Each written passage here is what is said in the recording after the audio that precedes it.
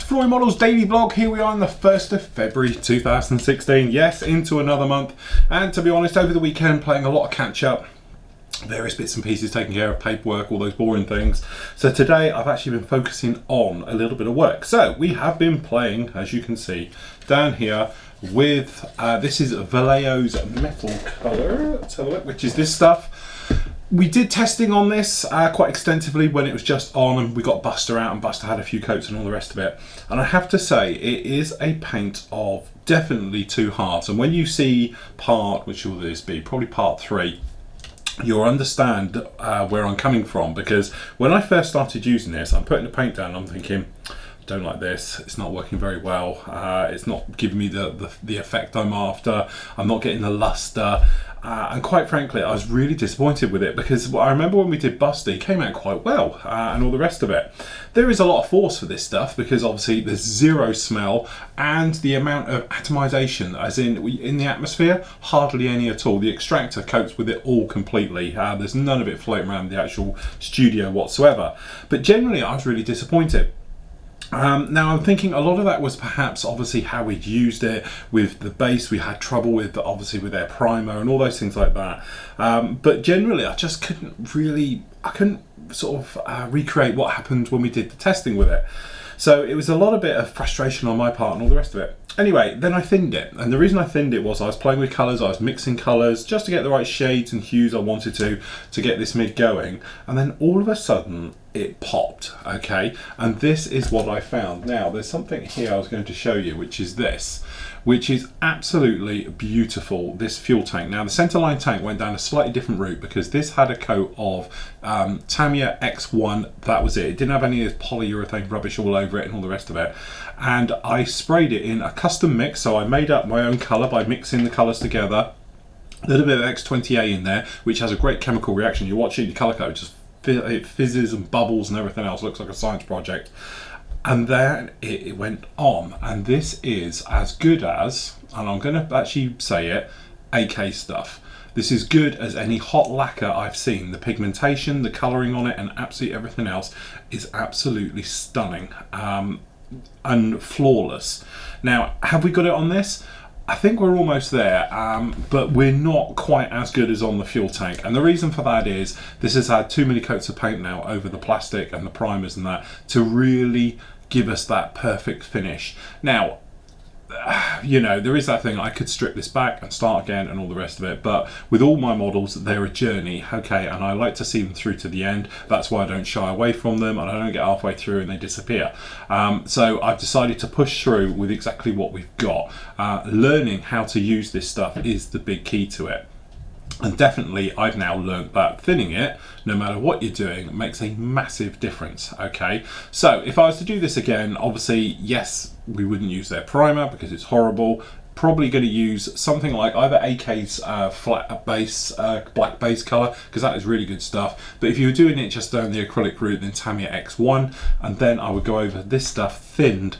When you're saying thinning it, not too much. You're probably only going to be thinning it around about 20%. I won't go any more than that, because otherwise it gets too wet and it tends to run. But you can lower the air pressure then, and it sprays flawlessly. But generally, I don't know how well it's going to appear here on camera, but hopefully you can see what we've tried to do. So what we've got is a few different colorations down there, a little bit of post shading with the metal colors and things like that. But generally, I think by the time this has got the stars on it, bit of color, you can see we've done the green work. I've got to mask the front, take care of the front in a minute, but hopefully it's going to give us what we were looking for in the model. Now what I'm going to do is, to get around the problem of it looking not brilliant, we're going to weather it. So it's going to have washes and the various bits and pieces. So hopefully at each one of these stages it makes its way along, it will then lessen the effect of looking for a mirror perfect finish and all the rest of it.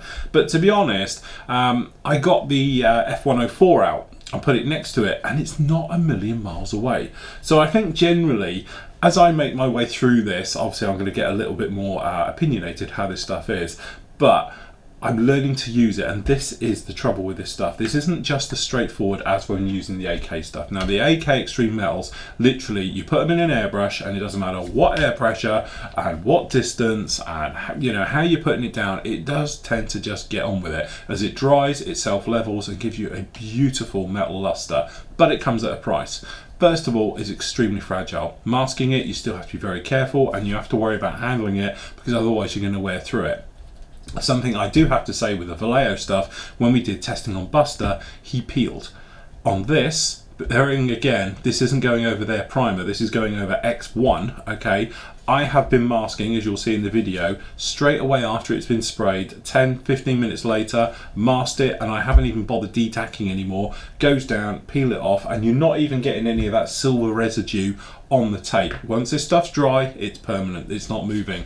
Handling it, I've been handling this as much as I handled the F104, and touching wood, we have not worn through it whatsoever, and it is absolutely fantastic. So I'm having to say, this stuff is really good. It is as good as AK stuff, which I'll be honest, I never thought I'd actually say, but it is. But you need to learn how to use it. And in my way, I'm thinning it, as I say, 20%. X28 I'm finding is working the best with it, and it's working really, really well. The other thing I prefer about these being acrylic, I can't believe I'm saying all these things, but you can't mix those. They don't like to mix together. These, I've mixed pretty much all the colours now, just playing and seeing what I can do with it, and I've had no problem with any of the colours mixing together beautifully, no problem at all. And once they're thinned, I don't get any problem with the airbrush sort of spitting, stopping and starting and things like that. It tends to be no problem at all. It just sprays and it goes down really well. But thinning it is definitely the key to this thing, and also is a primer coat. It helps if you've got a nice glossy primer surface to it, as we'd expect with anything,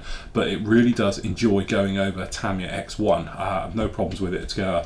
But this, to be honest, I put next to the F104, and you cannot tell the difference between it. Yes, all right, there's a different color, but we're looking at the pigmentation of exactly how it is and all the bits and pieces. And again, this is as hard as nails, no problem at all. And it's, all the little downsides to AK stuff, this doesn't have. The only thing is, this stuff is a little bit more hard work to work with. You've got to be careful how you're actually using it, putting it down and all the rest of it. Nice controlled light coats going over, build it up gently, and away you go. That stuff, put it in your airbrush and blow it down. But I can see myself going for this stuff more.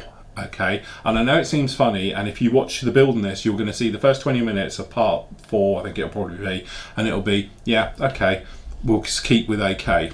Now, by the time you get to the end of that particular part of it, you're going to hear me saying, this stuff's brilliant, it's working now, we've got it really up to speed and everything else. And don't forget, we're shooting with our standard 0.20 needle and having no problem with it at all, and it's just flowing, it's no problem.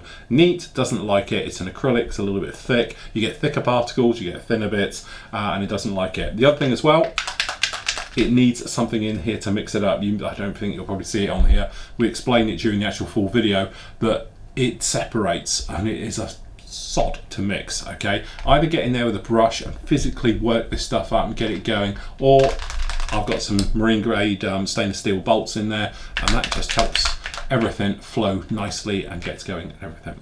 So there we go. I tell you what, it has definitely been a nightmare kit, because when I started spraying this morning, didn't really go very well. Yeah, okay, it's working, but it's not working how I wanted it to, and I was quite disappointed, because I was thinking, I've used this stuff before and it worked fantastic. Now, not so. By the end of it, and we've just finished spraying now, as I said, we've got the green work going on there. I'm going to do round the nose in a moment and all the rest of it, and we're loving it. It's working, it's suddenly coming together. I know what I'm doing with it now, and it's a shame that I haven't had a play before, because I think if I was to give another go on this, we'd have it looking like that absolutely everywhere, and then I could put it next to that F104 with AK Extreme Metal on it, and I don't think you'd notice the difference. I think it'd be very hard to now know, if I went and did another one, exactly which one is which, because as I say, a little bit of thinner is the secret to this stuff, and it makes it work extremely well. And also, I just love the way you can handle this, and I'm not worried about it either. I won't worry about masking it, chuck it down, mask it and all the rest of it. It's just a shame that it's got too many coats of paint now. It's a little bit lumpy, gritty, and all of that. But as I said, next build that I do, that'll be in metal, which I might do something purely to give this a real good go. I've got something thinking on the sort of back of my mind, I think could do something with this. I think it'll work really, really well. So there we go, that is it. That is your Vallejo model colour. Anyway, here's a little thing. Last week this was, actually I did it on Friday, I was spraying and all the rest of it. I had a question come to me a couple of weeks ago, and somebody asked about different nozzle sizes on airbrushes, and they were saying about, I haven't got a 0.2, I'm using a 0.4. Is it important to use a switch? Shall I get another needle? And I said at the time, no, stick with what you've got and just use that, because at the end of the day, a 0.4 needle will do everything a 0.2 will. It's just that a 0.4, you tend to not have as much control over it because it's the amount of paint it's chucking out. So if you have got a situation perhaps on your airbrush where you can lock off the back like these guys can, so you pull, you only get X amount of paint at any one time. If I just screw this in, so come on, totally undone. So here, then you can unlock it and have it all, but that way you can sort of, the amount of paint's coming out, you're not going to flood it, you'll be absolutely fine. So here's a quick video of me explaining the difference between a 0.4 and a 0.2 needle and how much they dump.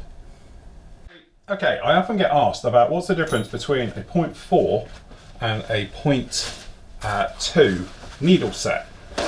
And obviously a lot of people think it's the difference in spray pattern and stuff like that.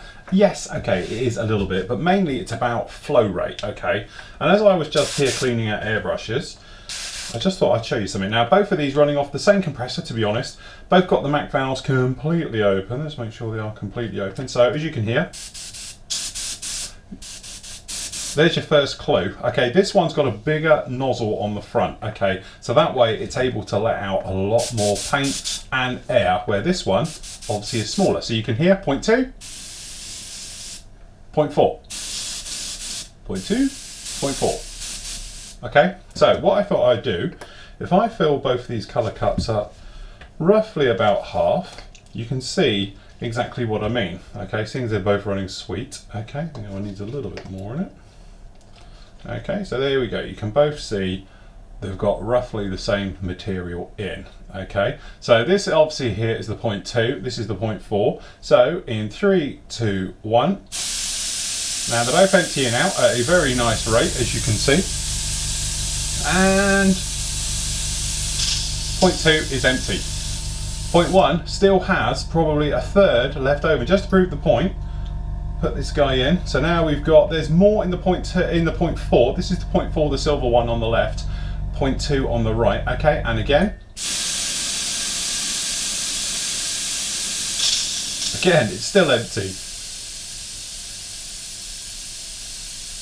Still going, still going, still going. There we go.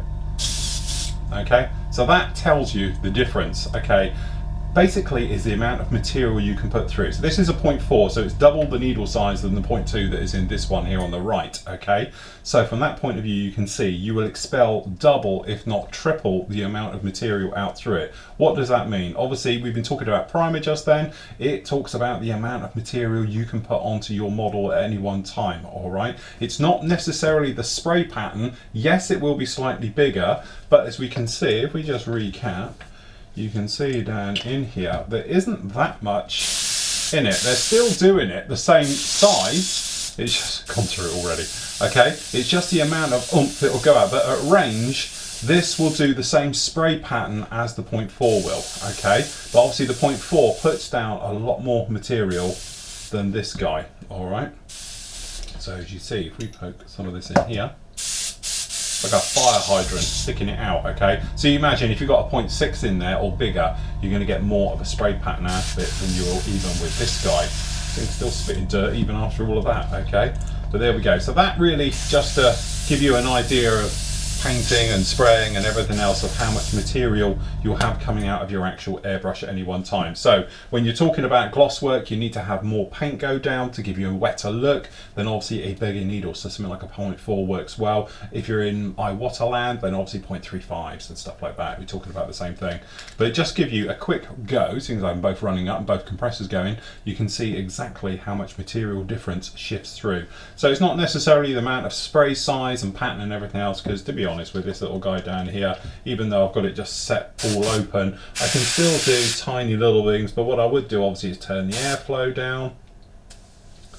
Okay, so we put it down to a more workable amount and then just come in. It's just this guy's going to put down a lot more paint, okay, and things like that. So there we go, needle sizes. Okay, so there we go, that's it. And as I said, really, for painting wise, there's not a massive amount of difference. If you can lock off the trigger so you don't dump too much paint, you'll be absolutely fine. If you want a little bit more control, I'd say go with a 0.2 if you're using H&S brushes, just because you have a lot more control over them, and you can get in a lot tighter with a full pull. But if you're careful with your trigger, it doesn't matter what you use, because you go less paint, closer in, and you'll be absolutely fine with it. So that's it really for today. As I said, don't worry too much about the actual prize draw. You're automatically entered. We're going to have the live draw for that on tomorrow night's live show, because that is back with us, because say first Tuesday of every month. So we've got Mr. John Buller, I think Ron is with us as usual, and so is Adam and Sid. They're due in to be here tomorrow night, so join us at 7 o'clock. Say first couple of hours going to be all modelling. We will keep it model related and all the rest of it. Then after that it's party time, and God knows what we'll end up talking about. So there we go, that's it from me. Take care and happy modelling.